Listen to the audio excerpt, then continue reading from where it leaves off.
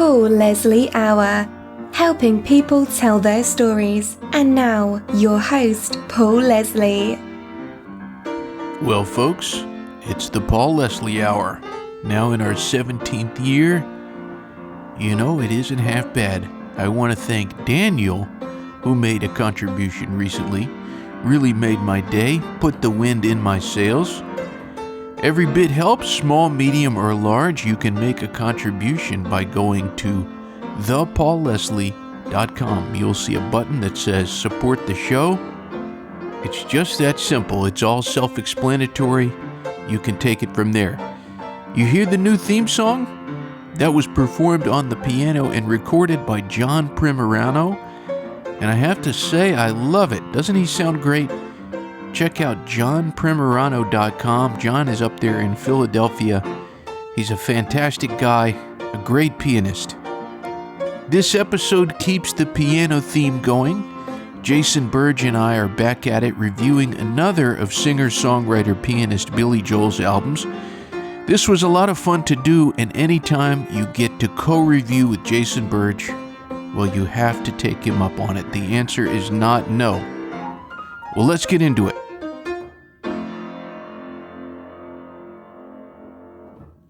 Hey, it's me. This is the Paul Leslie Hour, and this is the ongoing series, It's Still Billy Joel to Me, within the show where we review all of the studio albums of singer-songwriter-pianist Billy Joel, and we do this in chronological order. This is It's Still Billy Joel to Me, Volume 4, Turnstiles. This is the fourth installment in a series where we indulge in things refined and we hide our hearts from harder times. I'd like to introduce my co-reviewer, Jason Burge. He's a veteran reviewer. He has a musical background and is a pianist himself. He is a legitimate Billy Joel aficionado. In order to fully understand Jason Burge, we must look at Meditations by Marcus Aurelius. For any particular thing, ask, what is its nature? One of the natural innate qualities would be to review. He's reviewed movies, albums, and I suspect he has reviewed reviews. So, Jason, thank you for joining me once more. Thank you, Paul. I couldn't possibly top that introduction. Well, as I said, we're going to be looking at the album Turnstiles. This is the fourth Billy Joel studio album. The producer on this album, Billy Joel himself. Turnstiles was his first and only completely self-produced release, recorded and released in 1976. It's 8 songs, and it's about 36 minutes in all. So, first of all, simple question. Did you like this album? Oh, absolutely. It's easily, I'd say it's in his top 3. Okay. Well, we're starting off on kind of the same footing. And as I was saying, Billy produced this record himself. It's the only album exclusively and totally produced by himself. He co-produced a couple of them. But do you think that this was a good move? It certainly seems to be. It's such a leap over the last album that you have to think that full artistic control sits well with Billy, and probably allowed him to show off what he was capable of really for the first time. I think he also had a little bit more time to do this record than the last. But, after this record, he never reverts back to some of the struggles that he had earlier on in his career. And I assume that the ability to fully spread his wings and show what he can do, at least once on his own, let future producers he would work with, like Phil Ramone, understand what his ultimate potential was and help him get there. And I know you're always more paying attention to who did the production on this. So I know you have thoughts on it.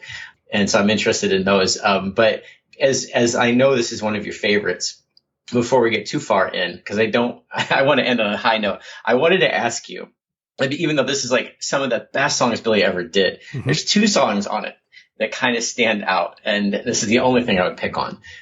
In the more prosaic sort of James and I've Loved These Days, which are very literal. It's almost to the point to being distracting. What do you think of those 2 songs before we dive into all the good stuff?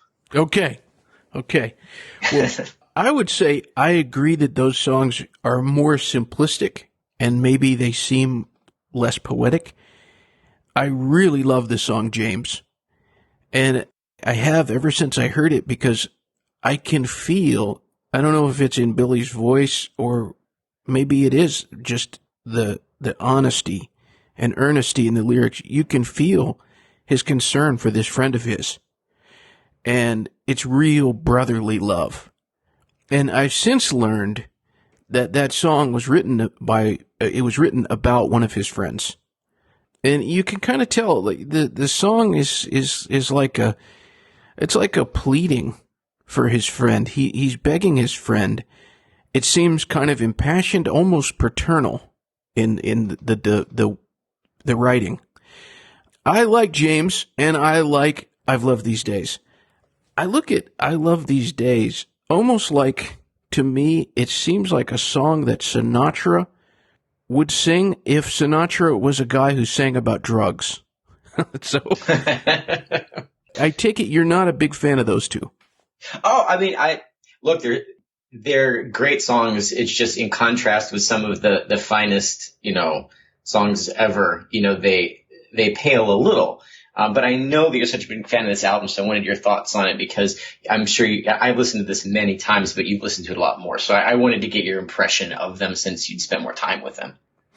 Well, if I could say one more thing, when I first heard James, I did feel like, wow, this is very, very different. It's just so plainly written in the lyrics. Really, really simple. That was one of the first things I noticed when I listened to this album. Yeah, definitely. Now, what do you think that, getting back to your question, is Billy producing this record on his own? Is this a big leap? Is this the right move? Yeah, I think so. And like you were saying, to go along with that, having sat in the producer's chair himself, it maybe made him better at articulating with someone like Phil Ramone, no, I want it this way. Or no, you keep hearing this as a ballad. It's not a ballad. This is a rocker. I think him having done this, it probably gave him a lot of confidence in his ability to do it.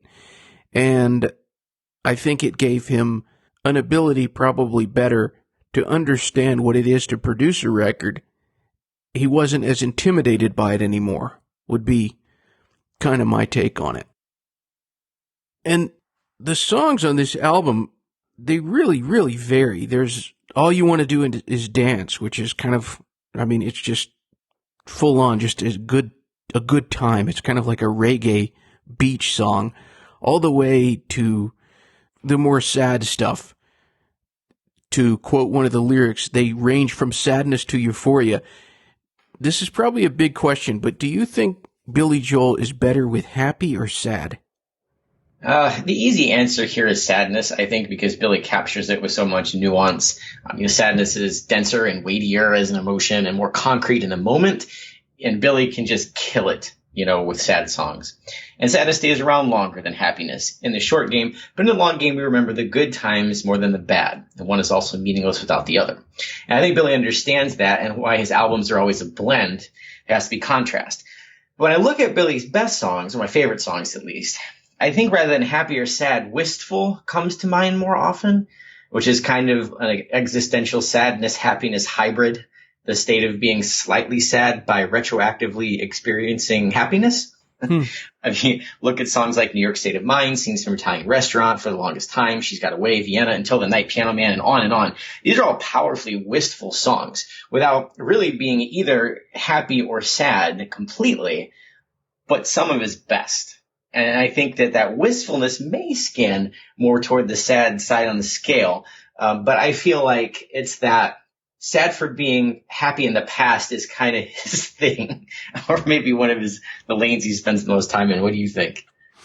Yeah, just as you were saying that, it was occurring to me that yes, Billy Joel has written a lot of songs that are sad in nature, as he would later record, And So It Goes, for example.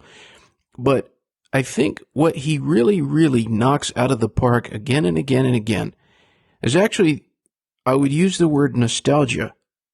He has a very, very strong nostalgic vein that goes through all of his stuff. Right now, just saying that, I'm thinking of all of these songs that are kind of about that. Scenes from an Italian Restaurant, which will come soon. And I mean, all you want to do is dance. Yeah, it's an upbeat song, but like there's a lot of it that is he's longing for these other days. He says, why don't the Beatles get back together? How come nobody sings of romance? You know, there's this longing for the past, which, as you know, we cannot go back to. So yeah, that's a really good point. Yeah, he comes back that well a lot. I mean, keeping the faith. And I mean, some of them are just, that's right on the nose, right? I mean, it's literally, this song might as well just be called Nostalgia. Yeah. But then take one like Angry Young Man, which kind of sits in its own category. And I love that song so much. And it was one of those songs that I didn't find until later because it didn't show up on his greatest hits. And it blew me away. And of course, he opens concerts with it and it just blows your doors off. But, you know, it's very philosophical, right? It's one of his songs that doesn't fit in that category. And I wanted to kind of pick your brain on that. I mean, he's in his, 26 when he writes this song, and he's probably still kind of an angry young man himself. And, you know, but it has this very philosophical weight of someone looking backwards almost on the time that he's in. I'm wondering, you know, what are your thoughts? Is he picking on himself a little bit here, or is he already above it all, or both? Well, I remember this was some years back.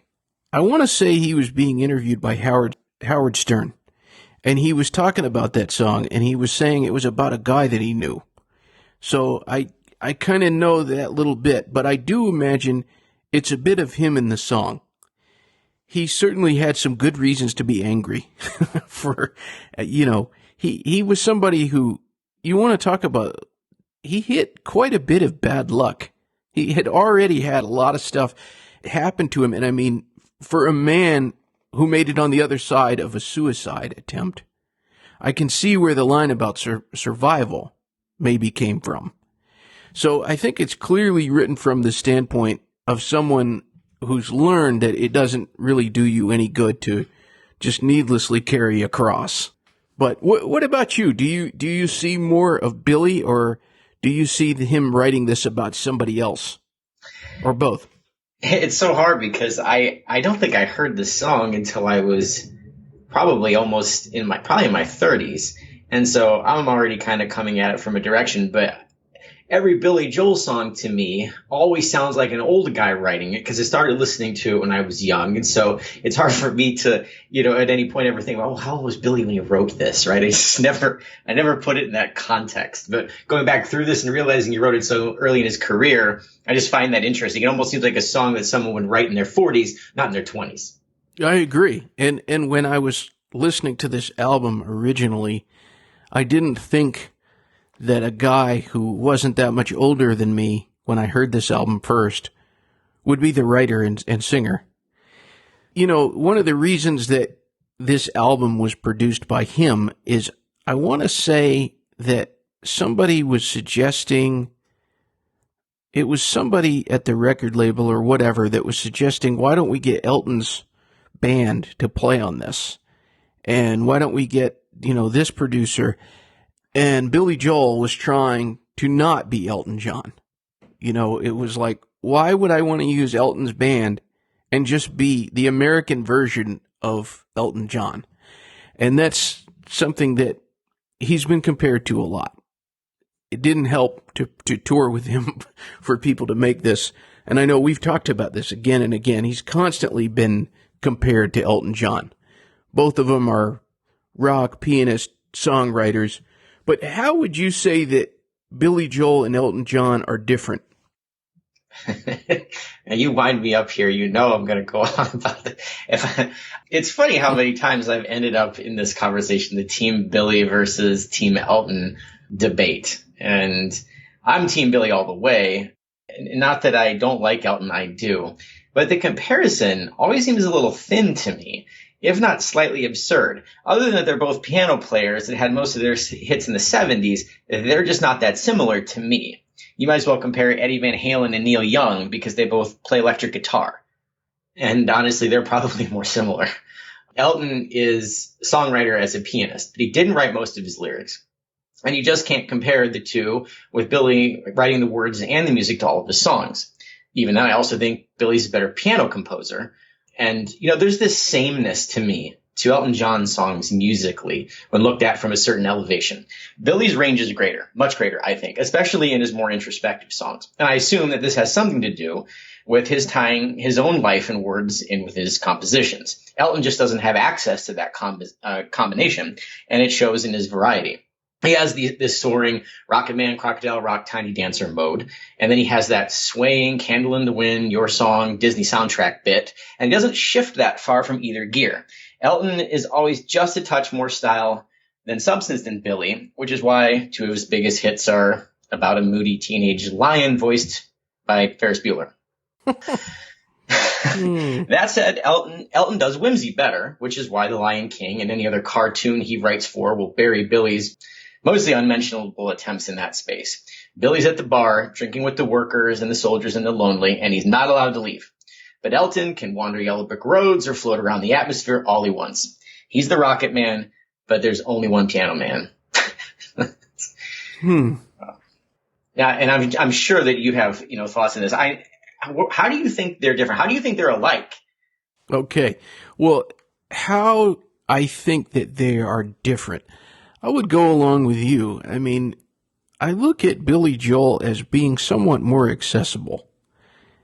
I could be totally wrong. I've never met Elton John or Billy Joel, but I feel like if you are at a restaurant or bar and you happen to notice Billy Joel, you have a chance of talking to him. I think with Elton John, there's more of a, and I mean, it even goes into their dress. I see Billy Joel wearing a baseball hat and a t-shirt. Even just for a casual thing, I just don't see Elton John that way. I see him with all of the star styling. You use that word style to refer to the music, but I think it even applies to their dress. Elton John is, yes, the yellow brick road, and Billy Joel is the street life. He's more of the hoi polloi. And so that's how I would say that they're different. Also, what you mentioned, Billy Joel had only one co-write in all of these studio albums. Elton John wrote the majority of them with Bernie Taupin. I would also say, this is where I get into trouble. Yes, I love Elton John, some of the greatest stuff ever recorded. Love him, love him, love him. Billy Joel has more consistency. There, I said it. But you also asked how they are most alike. And I look at it like this. Billy Joel and Elton John both took the rock music. They took what the founders of rock and roll did. Fats Domino, Little Richard, Jerry Lee Lewis, all rock and roll pianists. And then the poetic sensibilities and lyricism of people like Paul Simon, Bob Dylan, and Gordon Lightfoot, and combined them. They're both rockers, and they have this also, it's not just fun rock and roll music. There's a poetic quality, even if Bernie wrote the lyrics. The music, in the end, has this combination of being rock and poetry in almost equal doses. So now, may I ask how you think they are most alike?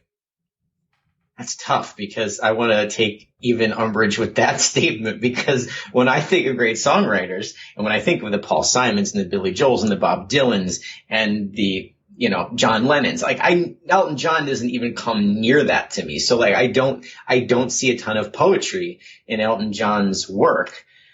I guess where I see that they're both alike is that, they are respectively the most accomplished pianists, other than maybe Jerry Lee Lewis, when you think of, guys that made it to the top of the heap in rock music. And so, you can't take away Elton's chops. And I suppose maybe that's the reason why they tour together and why the people lump them in together, because there's so few leading singers.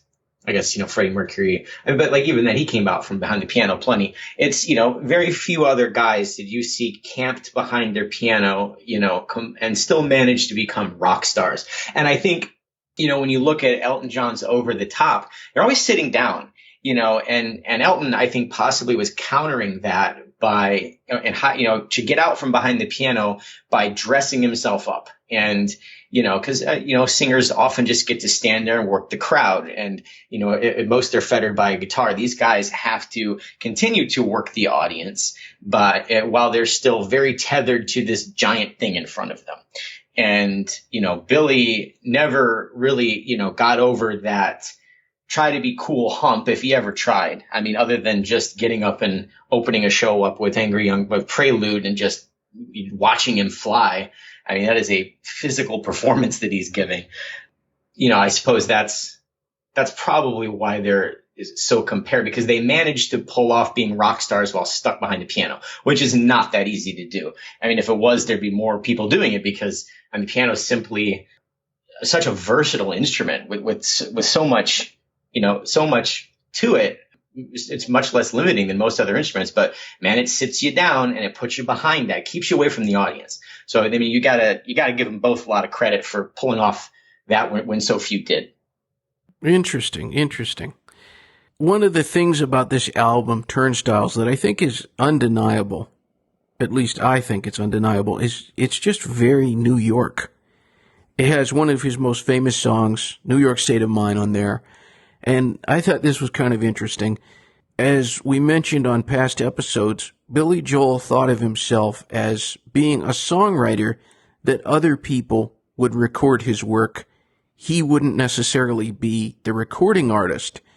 And when New York State of Mind got recorded by Barbra Streisand, despite him having his own albums and getting radio airplay, that was when his parents were kind of like, our son he's actually doing something. Barbra Streisand recorded one of his songs. But that song, New York State of Mind, it's kind of become a standard. I think it actually qualifies as a standard. It's been covered by everyone from Barbra Streisand, Tony Bennett did it. I've heard many jazz groups do it as an instrumental recording. Why do you think there is such an allure to this song? It's hard to really nail down the quality of a thing that makes it timeless, the je ne sais quoi that makes something stand above its era or mark it as such a monolithically perfect piece of human expression that it dwarfs its contemporaries. But this song has that quality. And it's Billy's favorite song, I believe, he said. But, anything about New York has a better shot at doing that than most things in American culture, because our obsession with the city is so complete as Americans, it's almost religious. Couple that with another of our favorite drugs, nostalgia, and particularly nostalgia for the immediate past, and you have a recipe for magic. New York is at once everything that we were, everything that we are, and everything that we could be tomorrow. She is our past and our future. And if you write her a great love song, we are all on board. And you give that job to arguably our greatest ever singer-songwriter, and it was almost inevitable this song was going to become part of the culture. What do you think? Well, first of all, very, very well put. I think you really nailed it there. And to go along with it, it's so singable. A lot of times, even the big singers, when it all comes down to, despite their incredible vocal chops, they're looking for songs that they can, in fact, sing. I remember one time, I wish I could remember the name of this guy, but you and I were hanging out very late at a bar in Smyrna, which is a place in Georgia. And there was this dude, he was really good, and he was doing New York State of Mind. And thanks to Libations and his good performance, we were singing along with it. It's just one of those songs. You hear it sung, and it doesn't matter when you turn to that station or when in the song it starts playing, you immediately want to sing or whatever. It's got that singable quality to it. You also mentioned nostalgia, and I think that plays a very big part, especially when you think about Barbra Streisand and Tony Bennett, two great singers from New York. He wrote that song in imitation of songs from the 40s. He was trying to kind of write in that style. So by writing a song in the style of one of the standards, interestingly enough, he kind of creates a standard. going back to what we talked about, Billy Joel tries to write a country song. He's such a good writer, country singers are drawn to his work, and they do it. So he tries to write a standard song, and standard singers, Streisand, Tony Bennett, and so on and so forth. I think Johnny Mathis did this one also. Then they want to sing it as well. He just has that ability, and that's the allure, is his ability to take you when you're listening to that song. You could be in any decade, and you kind of have this picture of New York, an idealized picture maybe, but you could imagine that song being sung by a singer in the 80s, but also maybe Frank Sinatra, for that matter. Oh, absolutely. Yeah. What is the leap here on this album? I mean, is it the time? Is it the production? This is such an improvement. What happened? What do you think's behind all these classic songs coming out of this after such a struggle he had with the last one? I think Billy had experienced his share of compromising. He'd had pressure from label people, label executives, the business side of music, and I think he decided that it was time to do it his way. He was putting his art first. He produced it himself. I think it was, I'm gonna put this out the way I want it to sound. And I also think it's the fact that he returned to New York. The album starts with Say Goodbye to Hollywood. I think that says it all, along with this love song to his home, New York, and I think it was a homecoming, and it was him having the confidence and the strength to put out something that he was proud of. It was the right decision to produce himself and to do it his way. What about you? I sense that you feel that this was a major improvement over the last album as well. What do you think the reasoning for that was?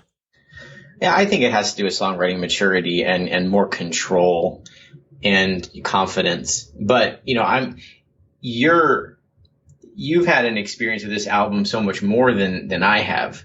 I'm kind of more interested in this is your favorite. I mean, having a favorite Billy Joel album, that means something. So I want to know why this is your favorite of all the phenomenal ones, especially with the next couple, after this, which are Stranger and 52nd Street, which are just phenomenal. Why is this one the best? It's the best for me in that I feel like I inevitably want to hear the whole album from beginning to end as one complete work. That might be in part because it's a short album. It's not that long, but I just love all of the songs. I also think I'm being objective enough to say that I realize that there's a lot of familiarity for me. It was a real solace for me during a very depressed time. I mean, I would listen to this album and I would start it again and I would play it again. And I will say that doing this series has caused me to have a greater appreciation for some of the other albums, in particular the first one, Cold Spring Harbor. Listening to that album, Cold Spring Harbor, with such concentration and really analyzing, it's elevated it to kind of like a photo finish for me. And I think that's one of the wonderful things about this series is the freedom to change your mind and to increase in appreciation, and also to find the things that we don't like as much maybe as well. But with this one, I think it's the fact that this was a solace for me for such a long time. I was listening to it. I was hearing a lot of the things in the song. I saw sometimes a little bit of myself in James, in that I was being pulled by certain people to be who I wasn't. And I wish I had a Billy Joel to sing to me and tell me those things. But then again, I like all of the songs. I just think its consistency is really, really high. And when I've talked to really hardcore Billy Joel fans, it's funny because this one doesn't have the acclaim that some of the other ones like The Stranger have, but it does seem to resonate with a lot of his hardcore fans. I've heard quite a few of them say, you know what? Pound for pound, Turnstiles is the best Billy Joel album, which that always kind of makes me smile, but I don't know, maybe there's some kind of sincerity in the fact that he produced it himself. Maybe there's an honesty that was somehow conveyed through doing that. But what I'm curious to know from you, because of the last 3 albums that we reviewed, it seemed to me like the one that you expressed the most appreciation for, and I could be wrong here, was the very first one, Cold Spring Harbor. And I'm curious to know, is Turnstiles a better album than Cold Spring Harbor? And maybe also, is it a better album than Piano Man? And why do you maybe feel that way or not? Yeah, it's hard. It's hard to take too much away from Turnstiles. I mean, I loved Cold Spring Harbor, and really, it was a great find in doing this, given that I had only heard 1 or 2 songs off of it, and even I hadn't even heard the original version of "She's Got Away." So, but this is really in the running for his best work here, Turnstiles, I think. I mean, it kicks off the trilogy of his greatest 3 albums with "Stranger on 52nd Street," I think, and I think a case can be made for any of those albums being his best. Up until this point, he's not going to couple over the fence per album, but this is the first time the iconic songs outweigh the lesser known tracks, and he keeps that up for a very impressive string of records to follow. That said, Cold Spring Harbor really did, sort of knock me over, because some of those very personal songs on it were such a great discovery. I knew pretty much what Turnstiles had to offer. And in terms of, there wasn't anything on it that Summer Highland Falls, I hadn't heard a lot. I knew it. It was good to hear that a little bit more, but I knew the hits. I love New York State of Mind so intensely that it really elevates the album itself. And it makes you start thinking of Billy as, the indelible piece of Americana that he is. But certainly Cold Spring Harbor is up there now. So I'm just thrilled that we're able to learn so much about Billy in this. Absolutely. So to ask a direct question, and don't give it too much thought, just kind of go with your gut impulse. Of the first 4 Billy Joel albums, which is the best one? Yeah, I definitely think that Turnstiles is the best, with Cold Spring Harbor coming up behind it. Yeah, I'd have to agree. Well, I think we've really gotten a good groundwork laid for this series. We're finished with Volume 4 now. So the next installment, it's going to be Volume 5. Jason, thank you so much for joining me. Absolutely. Thanks so much for having me, Paul. Honored to do this with you. So we'll be taking a look on Volume 5 at The Stranger, recorded and released in 1977, produced by the late, great, legendary Phil Ramone. Thanks for joining us, folks. Until next time.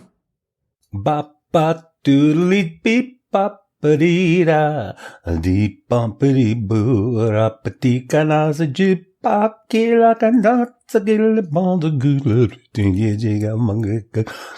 but yeah, I guess I get back in I got the inga on Katanga Langa, but I can't goodbye.